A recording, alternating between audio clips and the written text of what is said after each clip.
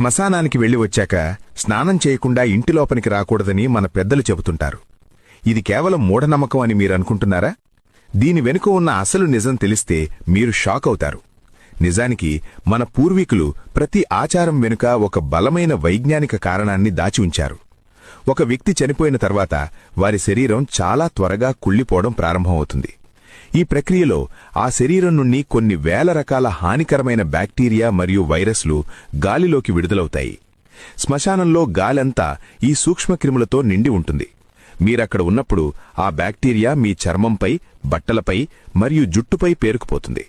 శ్మశానం నుండి నేరుగా ఇంటికి వస్తే ఆ ఇన్ఫెక్షన్లు మీ కుటుంబ సభ్యులకు, ముఖ్యంగా చిన్నపిల్లలకు సోకే ప్రమాదం ఉంది. అందుకే మన పూర్వీకులు ఇంటి బయటే స్నానం చేసి బట్టలు మార్చుకుని లోపలికి రావాలని నియమం పెట్టారు. ఇది ఒక రకమైన పురాతన డిసిన్ఫెక్షన్ పద్ధతి. ఆ కాలంలో వ్యాధులు ప్రబలకుండా ఉండటానికి వాడిన అద్భుతమైన టెక్నిక్ ఇది. ఈ ఇన్ఫర్మేషన్ అందరికీ తెలిసేలా షేర్